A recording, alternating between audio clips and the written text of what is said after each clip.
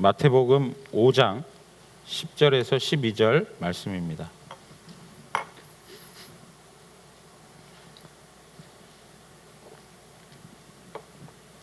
우리 한 목소리로 다 같이 읽겠습니다.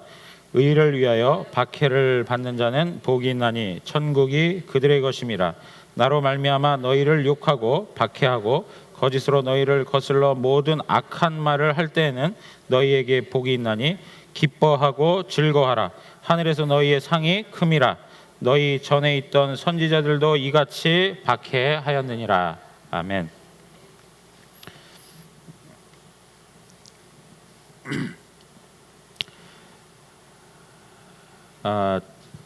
제가 지난주에도 이 산상수훈의 한 내용들을 가지고 우리가 말씀을 살펴봤는데요.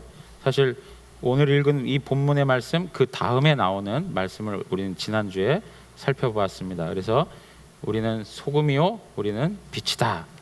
우리 자신이 어떠한 존재인지를 알고 하나님 앞에 살아가야 함을 말씀드린 바 있습니다. 지난주에도 한번 말씀드렸지만 지난 특별 새벽 기간을 통해서 팔복의 내용들을 하나하나 살펴보다가 8번째 복에 대한 내용들을 같이 다루지 못하고 우리가 시간을 보낸 경험이 있습니다. 그래서 이 팔복의 8번째 내용에 대해서 다시 한번 확인하고 그 가운데에서 주시는 하나님의 은혜를 나누기를 원합니다. 우리의 기억을 조금 돕기 위해서 다시 한번 말씀을 드린다면 마태복음 5장에서 7장은 산상수훈이라고 하는 말씀입니다. 그 가운데 마태복음 5장 3절에서부터 오늘 읽은 우리 이 12절까지의 이 말씀은 팔복이라 이렇게 설명하고 있는 것이죠. 팔복의 내용이 무엇입니까? 심령이 가난한 자, 그리고 심령이 가난한 자, 애통하는 자, 온유한 자, 의에 줄이고 목마른 자, 국률이 여기는 자, 마음이 청결한 자, 화평케 하는 자, 의를 위하여 박해를 받는 자, 이렇게 설명이 되는 것입니다. 근데 여러분 잘 한번 연결을 시켜보실 필요가 있는데 무엇이냐면 첫 번째 복에서부터 네 번째까지 그 내용은 그 다음 나오는 5번째에서 8번째하고 하나하나씩 연결이 된다는 것입니다. 그래서 심령이 가난한 자는 5번째에 국률이 여기는 자하고 연결이 되는 거예요. 심령이 가난한 자는 국률이 여기는 자가 되는 것이고, 애통하는 자는 마음이 청결한 자가 되는 것입니다. 그리고 온유한 자는 화평케 하는 자가 되는 것이죠. 그리고 의에 줄이고 목마른 자는 의를 위하여 박해를 받는 자가 되는 것입니다. 그래서 첫 번에서부터 네 번째까지는 비어있는 우리의 모습 가운데 하나님이 은혜로 채워주시는 채움에 대한 모습들을 설명하고 있다면 5번째에서 8번째는 채운 은혜를 통해서 그 다음에 그것을 나누고 그것을 삶에서 실천하는 그러한 성도의 존재됨을 우리에게 설명해주고 있다는 것입니다. 자, 오늘 이렇게 해서 8번째 복의 내용을 8번째 팔복의 그 내용을 우리가 살펴보게 되는데, 오늘 본문에 보면 심령이 가난하고 또 사랑이 있고 온유함이 있고 성결하고 화목되고 화평하고 하는 이러한 삶을 살아가고 있는 성도들에게 이해할 수 없는 일들이 나타난다는 것입니다. 그게 뭐냐면 지금 우리가 읽은 말씀처럼 무엇입니까? 고난과 박해가 주어진다는 거예요. 고난과 박해가 주어진다.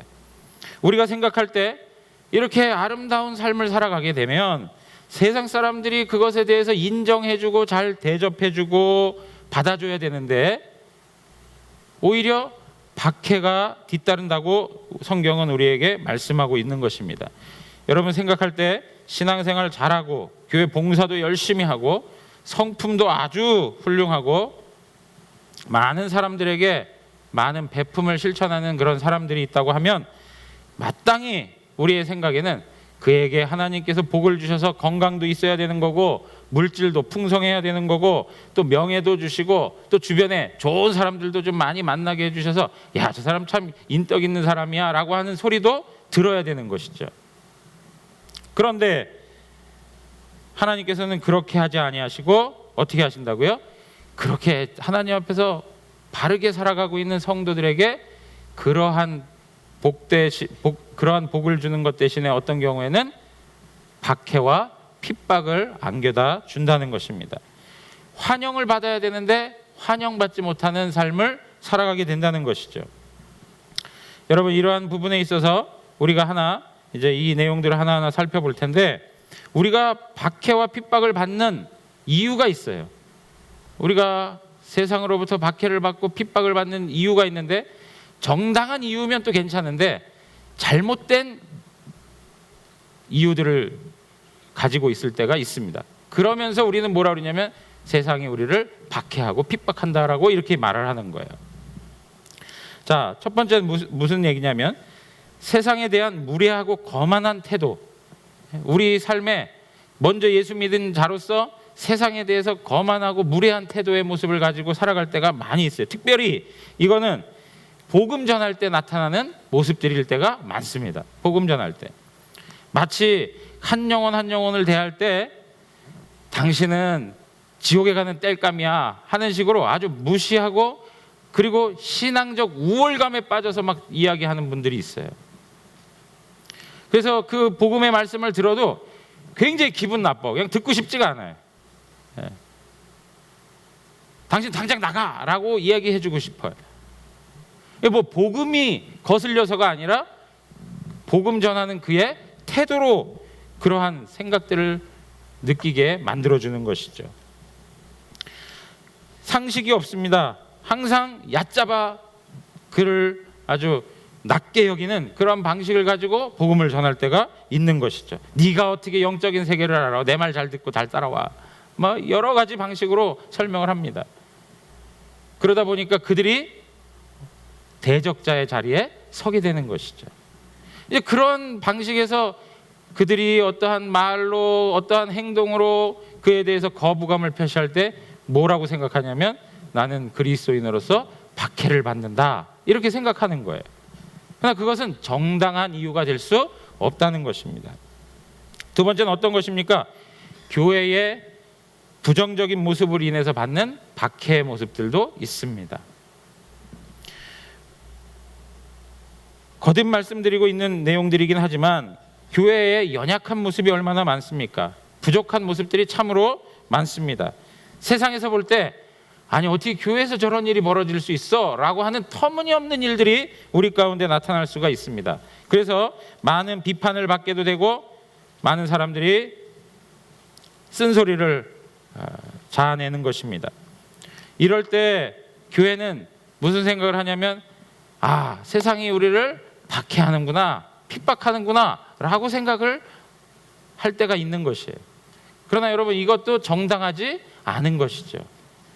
우리의 연약함 때문에, 우리의 부족함 때문에, 우리의 잘못으로 인해서 그러한 문제가 발생하고 있다면 그것은 우리가 회개해야 할 일들이지 그거에 대해서 그 세상이 우리를 박해한다, 핍박한다 말할 수 없는 것이죠. 여러분 이러한 소리가 우리 주변에 있습니까? 없습니까?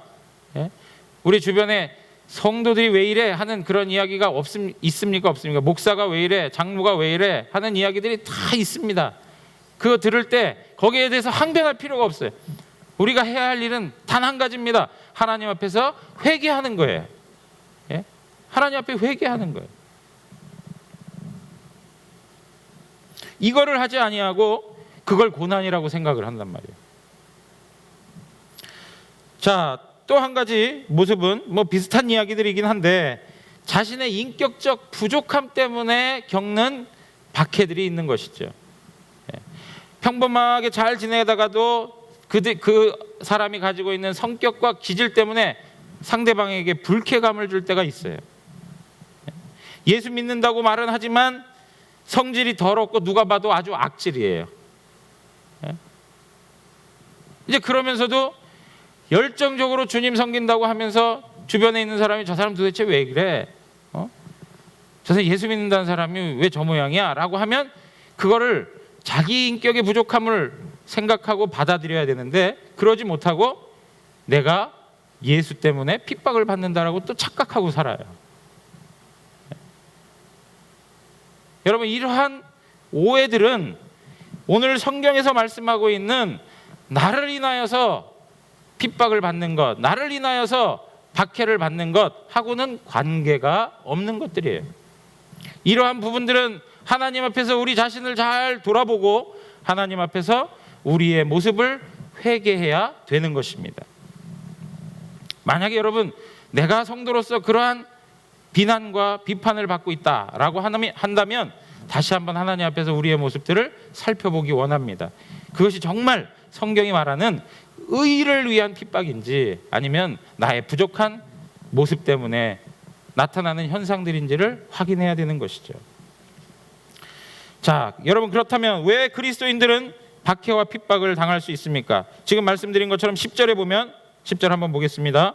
10절에 보면 의를 위하여 박해받는 자는 복이 있다, 이렇게 얘기합니다. 의를 위하여.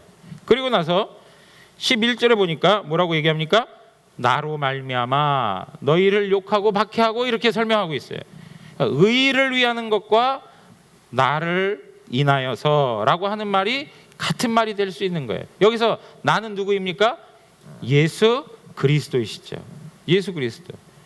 그러므로 여러분, 예수 그리스도를 위해서 박해받는 것이 바로 의를 위하여 박해받는 거예요. 왜 그러냐면 하나님의 율법은 우리에게 완전함을 요구합니다. 하나님의 율법은 절대적인 요구를 우리에게 하고 있어요. 그런데 그 절대적 요구에 온전히 순종하고 따라갈 수 있는 것은 세상에 아무도 없습니다. 하나님의 절대적 율법의 요구 앞에 온전하게 반응하고 순종할 수 있었던 분은 오직 예수 그리스도밖에는 없는 것이죠. 하나님의 율법을 완전히 지켰을 때 우리는 의인이라 일컬음을 받을 수 있는 것입니다. 근데 오직 예수 그리스도만 하나님의 절대적 율법의 요구를 다 지키실 수 있었던 분입니다. 그렇기 때문에 여기에서 하나님의 의라고 하는 것은 곧 누구냐? 예수 그리스도를 말씀하고 있는 거예요. 하나님의 의. 여러분, 왜 예수님을 이렇게 비판하고 있습니까? 예수님께서는 세상에서 핍박을 당하신 분이십니다. 참 빛으로 오셨지만 세상이 그를 알지 못하였습니다. 요한복음 1장 9절에서 11절을 한번 보시면은요, 말씀이 준비되어 있는지 모르겠는데요, 요한복음 1장 9절에서 11절 제가 읽겠습니다. 참빛 곧 세상에 와서 각 사람에게 비추는 빛이 있었느니 그가 세상에 계셨으며 세상은 그로 말미암아 지은 바 되었을 때 세상이 그를 알지 못하였고 자기 땅에 오매 자기 백성이 영접하지 아니하였다, 이렇게 말씀하고 있습니다. 자기 백성이 영접하지 아니하였다. 세상은 예수 그리스도를 받아들이지 않았습니다. 왜냐하면 빛으로 오시니까 세상의 더러운 것들이 다 보이기 시작했기 때문에 그 빛 대신 예수 그리스도를 미워할 수밖에 없었고 그 예수 그리스도를 싫어할 수밖에 없었습니다. 빛과 어두움이 어찌 같이 할 수 있겠습니까? 함께 할 수가 없죠. 그래서 세상은 예수님을 거부하는 것이었죠. 그래서 예수님은 결국 그 세상의 사람들에게 잡히시고 고난을 당하셨습니다. 조롱과 멸시, 채찍과 심한 고문을 당하셨습니다. 그리고 결국 십자가에서 못 박혀 죽으셨습니다. 세상은 처음부터 끝까지 예수 그리스도를 싫어하였습니다. 예수 그리스도의 삶이 어떤 삶이었냐? 이 세상 가운데서 고난당하는 삶이었습니다. 물론 예수님의 주변에 거닐면서 예수님으로부터 어떤 은혜를 얻은 사람들도 있고, 그것 때문에 예수님과 더불어서 삶을 나누고 했던 사람들도 분명히 있습니다. 그러나 보편적으로 세상은 예수님을 싫어하였던 것입니다. 여러분, 그렇기 때문에 신자는 이 땅을 살아가면서도 동시에 예수님과 같이 고난을 당할 수밖에 없는 것입니다. 성도는 예수님과 연결된 사람들이에요. 세상이 예수님을 싫어했기 때문에 세상은 예수님과 연결된 우리도 어떻게 하신다고요? 싫어하시는 거예요. 예. 여러분 보십시오. 요한복음 15장 18절에서 20절 한번 가서 보겠습니다. 요한복음 15장 18절에서 20절 우리 다 같이 한번 읽겠습니다. 시작. 세상이 너희를 미워하면 너희보다 먼저 나를 미워한 줄 알라.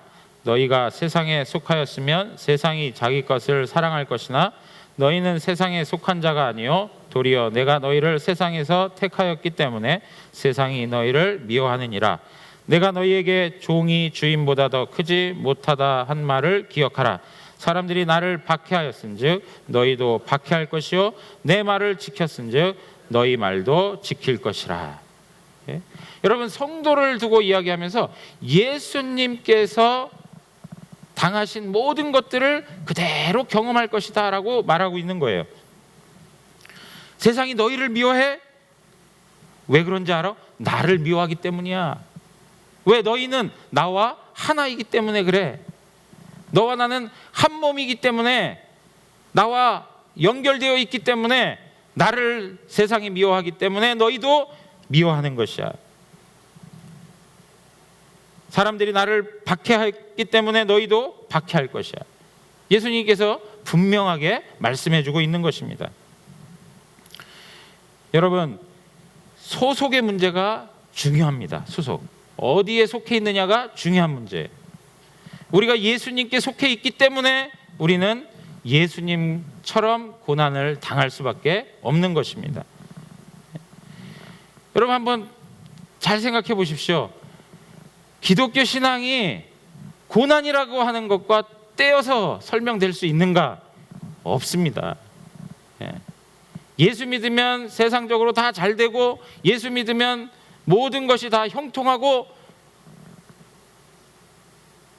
하나님께서 이 땅을 살아가는데 정말 날개를 달아주시고, 이 땅을 살아가는데 하나님께서 능력을 베풀어 주실 것이다. 이 세상을 이겨먹을 수 있는 그러한 능력을 하나님이 제공할 것이다. 그렇게 성경은 말하지 않습니다. 끊임없이 고난이라고 하는 것을 우리에게 설명해 주고 있어요. 여러분, 그리스도와 연합되었다는 그것 때문에 우리에게 나타나는 또 하나의 이유가 무엇이냐면, 세상은 우리를 보면서 이질감을 느끼게 된다는 거예요. 아, 저 사람들 우리하고 다른데? 이질감, 그것이 세상으로 하여금 우리를 핍박하게 만드는 이유가 되는 것입니다. 여러분, 세상은 거룩한 성도의 삶을 싫어합니다. 세상은 그것을 조롱합니다. 그리고 거룩한 삶에 대해서 아주 낮게 취급해버립니다.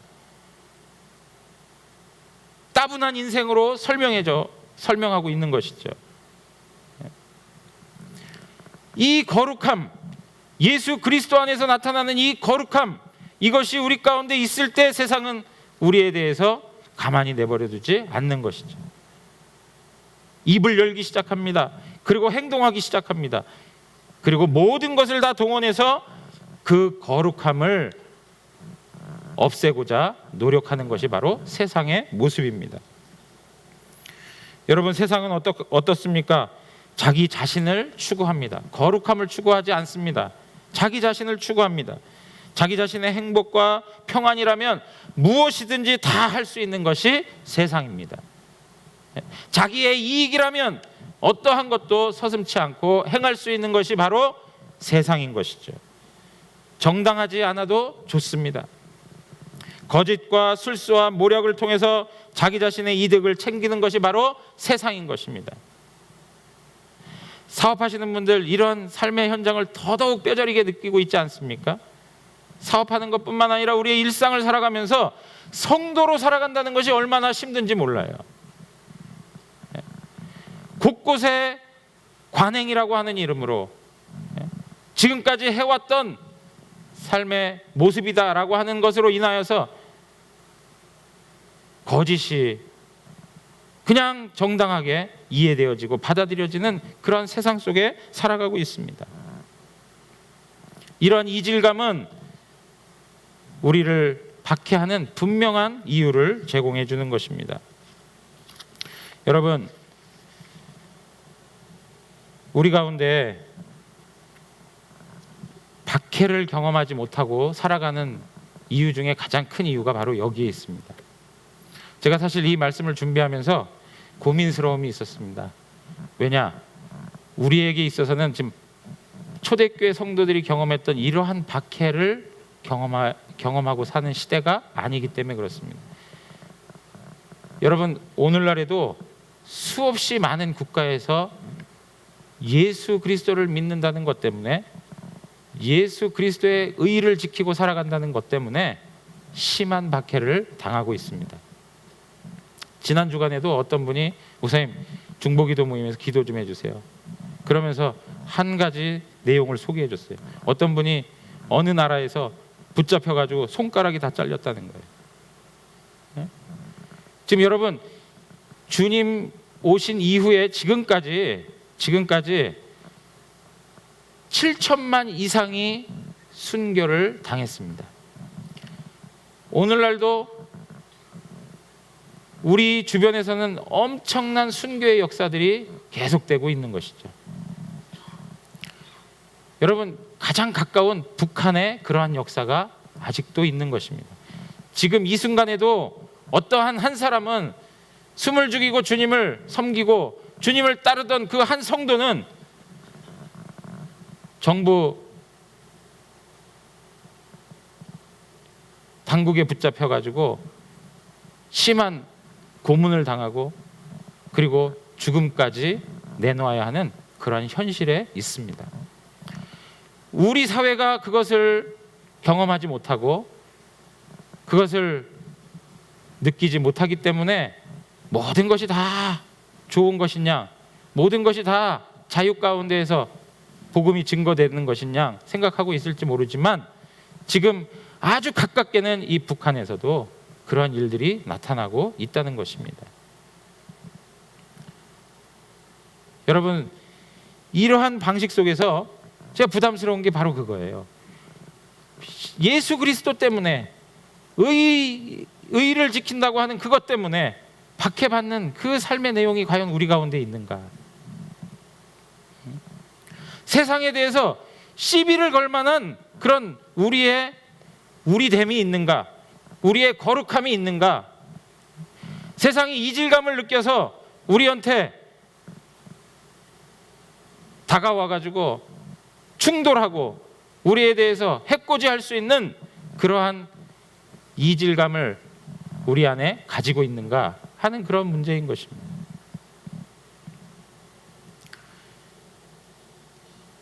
여러분, 우리가 하나님 앞에서 성도이고 하나님의 자녀라면 세상에 살아가면서 부딪힘이 있어야 돼요. 세상에 나가 살아가면서 전혀 이질감을 느끼지 못하고 부딪힘 없이 그냥 잘 살아간다라고 한다면 그것은 뭔가 우리의 신앙적 삶에 실패하고 있다는 증거예요.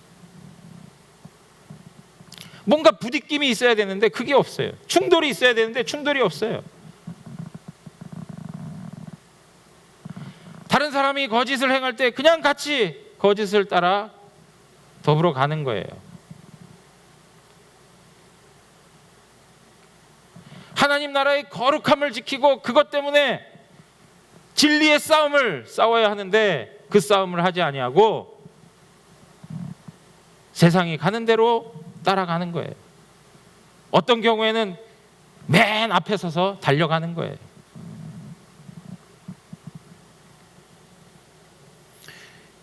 여러분, 의롭게 살아가는 것, 의를 위하여 살아가는 것, 그것은 예수 그리스도를 닮아가는 삶인 것입니다. 예수 그리스도를 닮아가는 삶, 철저하게 세상과 구별된 삶이고, 그것을 인하여서 핍박받고 고난당하는 삶이 바로 의롭게 살아가는 삶인 것입니다. 여러분, 주님을 따라가는 사람들입니까?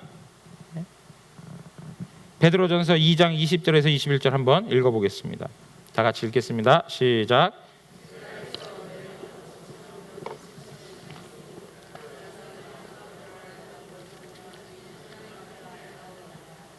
이를 위하여 너희가 부르심을 받았으니 그리스도도 너희를 위하여 고난을 받으사 너희에게 본을 끼쳐 그 자취를 따라오게 하려 하셨느니라.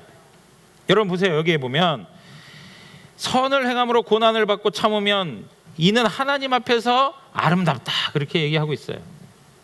그러면서 이를 위하여 너희가 부르심을 받았대요. 선을 위하여서 살아가는 것, 거기에다가 더불어서 고난받으며 살아가는 것, 선하게 살면서 고난받는 것, 그것 때문에 우리가 부름을 받았다는 거예요.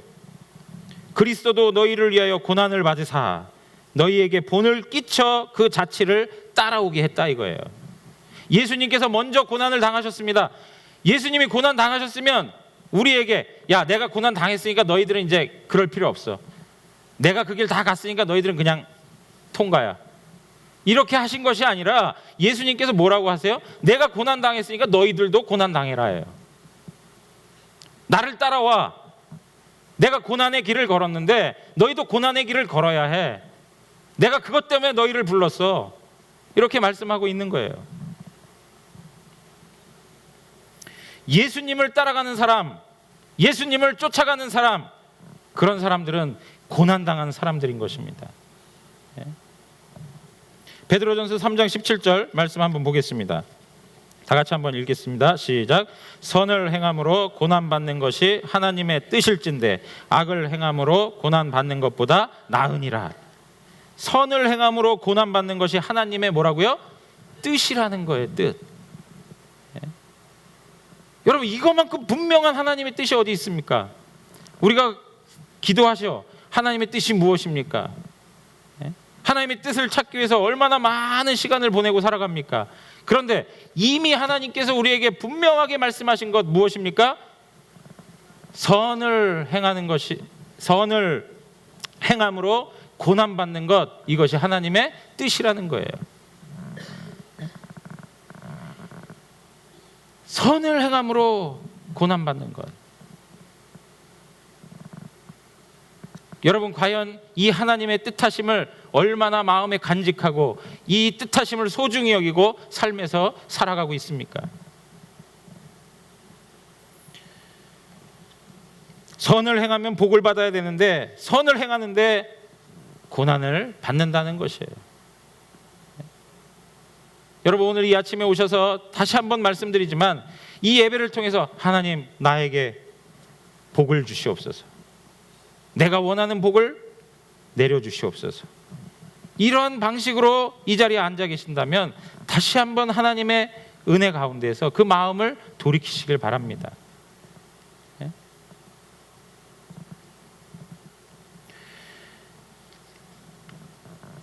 선을 행하면 잘 돼야 되는 게 마땅한 거예요. 그게 세상 원리예요.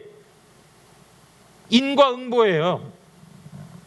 그런데 기독교는 인과응보가 아니에요. 선을 행하는데도 고난이 찾아오는 것이에요. 왜 그렇습니까? 하나님의 사람으로, 예수의 사람으로 악을 드러내고 거룩함을 추구하기 때문에 고난이 올 수밖에 없는 것이에요. 나에게 고난이 없다. 좀 전에도 말씀드린 것처럼 내가 신자다운 그런 삶을 살아가지 못하기 때문에 오는 모습일 수 있는 것이죠. 여러분, 오늘날 고난이라고 하는 것 항상 생각해 보면 먹고 사는 것이 다 고난이에요. 이렇게 가서 만나 뵙고 말씀을 들어보고 하면 전부 뭐예요? 뭐가 고난이에요? 먹고 살아가는 문제, 자식 문제, 이게 다 고난이라고 해요. 오늘 성경에서 말하고 있는 그 고난은 그런 의미의 고난이 아닌 것이죠. 자식들이 마음대로 되지 않는 것 때문에 마음에 짐스러움이 있는 것을 고난으로 알아요. 관계 안에서 어려움을 겪고 살아가는 그 내용들을 고난으로 알아요.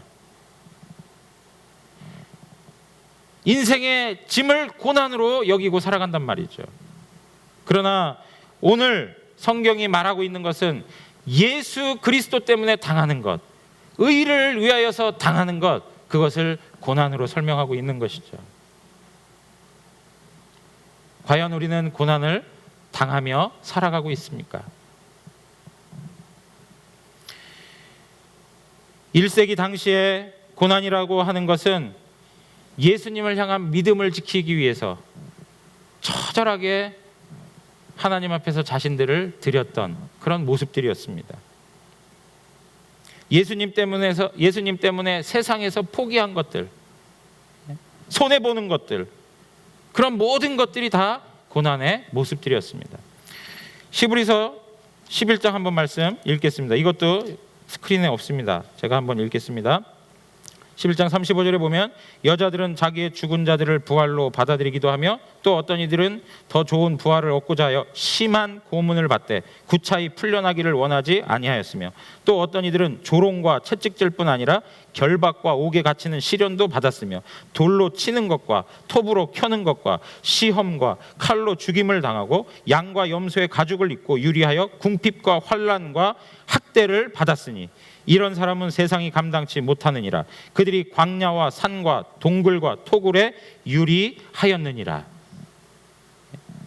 왜 이러한 삶을 삽니까? 다른 거 없어요. 예수 그리스도 때문에 이러한 삶을 사는 거예요.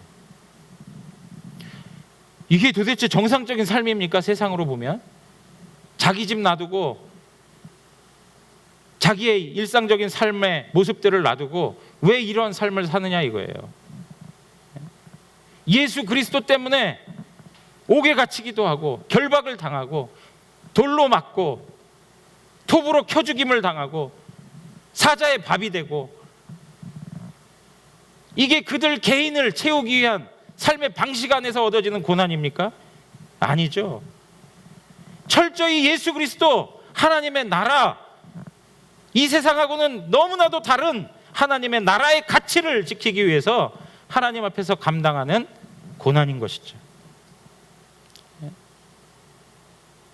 우리가 어디에서 실패하며 살아갑니까? 왜 이렇게 무능력한 그리스도인들이 되었습니까? 하나님의 나라와 주 예수 그리스도 그분을 위한 하나님 앞에서의 싸움을 포기했기 때문에 그런 것입니다.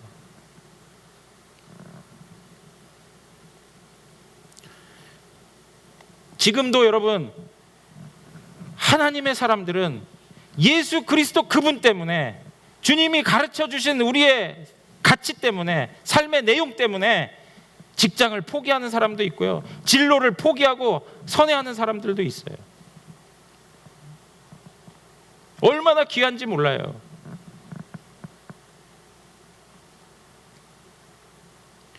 그냥 세상에 편승해서 살아가면 잘 나갈 수 있는 인생이에요.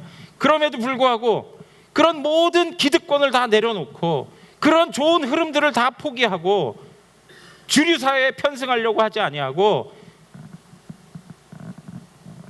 세상이 인정해주지 아니하는 소수로 살아간다 할지라도 예수 그리스도 그분의 이름을 붙들고 살아가는 하나님의 사람들이 있다는 것이죠.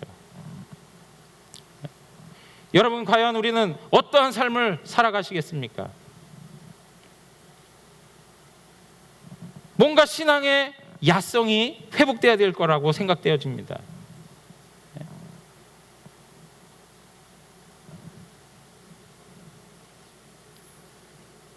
늘 타협하고 살아가는 방식 안에서는 우리는 패전한 군인들처럼 하나님 앞에 보여질 수밖에 없는 것이죠.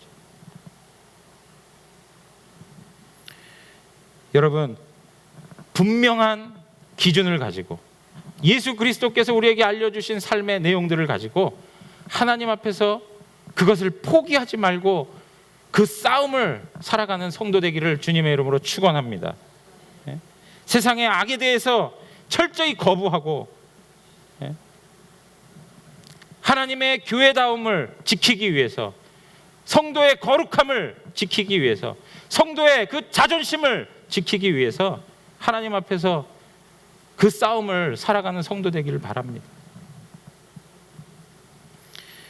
여러분, 이러한 고난이 성도들에게 있을 때 예수님께서 우리에게 뭐라고 말씀하시는지 아십니까? 기뻐하고 즐거워하라, 이렇게 말씀하고 있습니다. 12절에 보십시오. 기뻐하고 즐거워하라. 기뻐하고 즐거워하라. 베드로전서 4장 12절에서 16절 한번 말씀 보겠습니다. 베드로전서 4장 12절에서 16절 다 같이 읽겠습니다. 사랑하는 자들아, 너희를 연단하려고 오는 불시험을 이상한 일 당하는 것 같이 이상히 여기지 말고 오히려 너희가 그리스도의 고난에 참여하는 것으로 즐거워하라. 이는 그의 영광을 나타내실 때에 너희로 즐거워하고 기뻐하게 하려 함이라. 너희가 그리스도의 이름으로 치욕을 당하면 복 있는 자로다. 영광의 영 곧 하나님의 영이 너희 위에 계심이라. 너희 중에 누구든지 살인이나 도둑질이나 악행이나 남의 일을 간섭하는 자로 고난을 받지 말려니와 만일 그리스도인으로 고난을 받으면 부끄러워하지 말고 도리어 그 이름으로 하나님께 영광을 돌리라.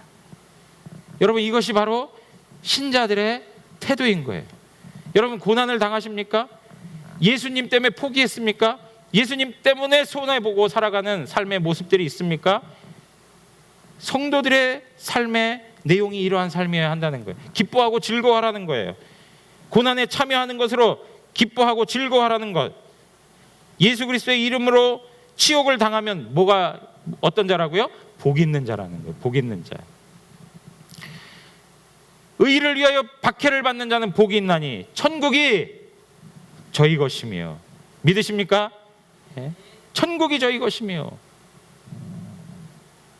이 세상에선 대접받지 못해도 하나님 나라의 백성으로 하나님께서 복된 자로 영원한 은혜를 허락하시는 것입니다.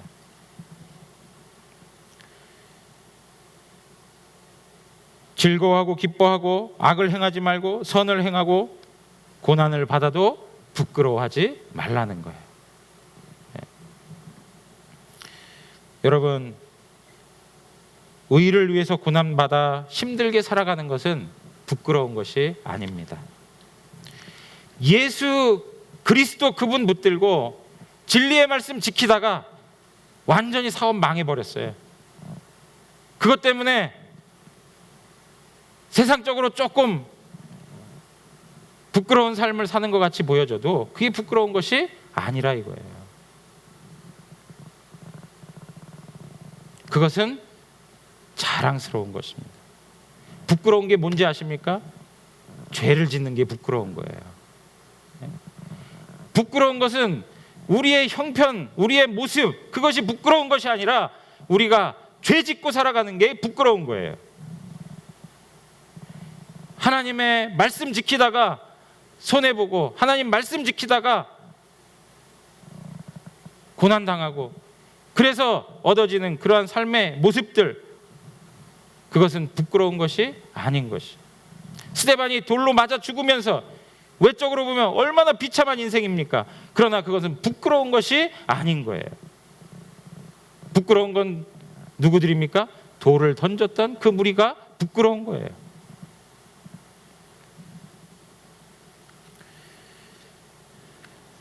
신자들이 왜 기뻐하고 즐거워해야 합니까? 베드로전서 2장 19절에서 20절에 있는 말씀 보면 이러한 모습들이 하나님 앞에서 아름다운 모습이기 때문에 그렇습니다. 우리가 고난당할 때 기뻐하고 즐거워하고 하나님 앞에 감사함으로 살아가게 되면 이러한 모습들을 하나님이 아름답다 인정하시는 것입니다. 그리고 또 어떻습니까? 오늘 본문에 있는 말씀처럼 하늘에서 그들의 상이 크다 하는 것입니다.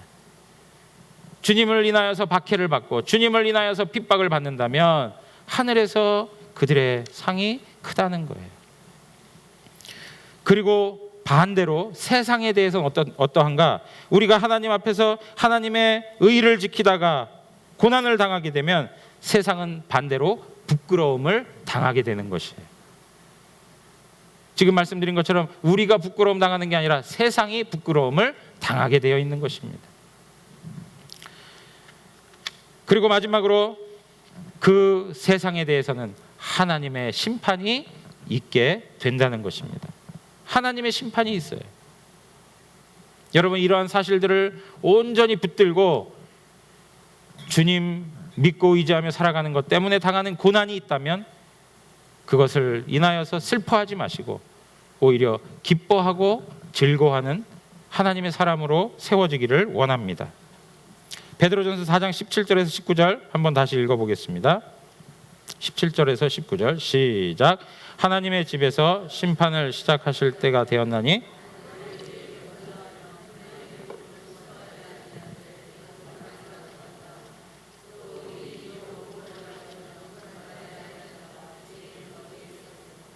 그러므로 하나님의 뜻대로 고난을 받는 자들은 또한 선을 행하는 가운데 그 영혼을 미쁘신 창조주께 부탁할지어다. 무슨 얘기냐면 고난당하고 할 때 하나님이 반드시 심판하신다는 거예요. 하나님의 집에서 심판을 시작하실 때가 되었다는 거예요. 하나님이 반드시 악인들에 대하여 심판하십니다. 그리고 성도들은 그러한 고난이 있을 때, 그러한 박해가 있을 때 누구를 의뢰하라고요? 하나님 의뢰하라는 거예요. 그 영혼을 미쁘신 창조주께 의탁하라 하는 거예요. 미쁘신 신실하신 하나님 앞에 우리 자신을 내어 맡기라는 거예요.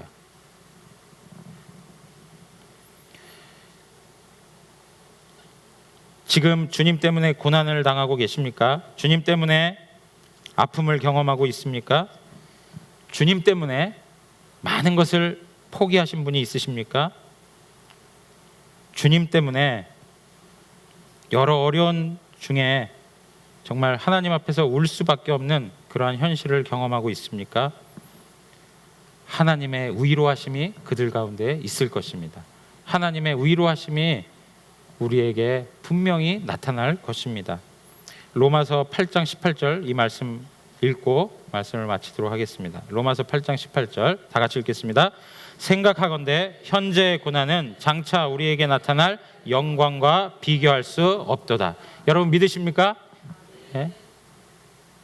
현재의 고난은 장차 우리에게 나타날 영광과 비교할 수가 없습니다. 한순간에 고난을 당하는 것이 낫겠습니까? 영원히 하나님의 심판을 당하는 것이 낫겠습니까? 고난과 박해가 후에 얻을 축복과 은혜에 비교하면 아무것도 아닌 것입니다. 크신 하나님의 영광과 축복을 생각하기를 원합니다. 여러분, 다시 한번 부탁드리지만 어쩌면 세상은 성도들이 고난당하는 모습을 보기 원하고 있습니다. 세상은 너희가 고난 중에도 진리의 말씀 붙들고 거룩함을 살아가는 모습 한번 보여줘봐. 그럼 내가 너 따라갈게. 주님이 가신 그 길을 나에게 한번 보여줘봐.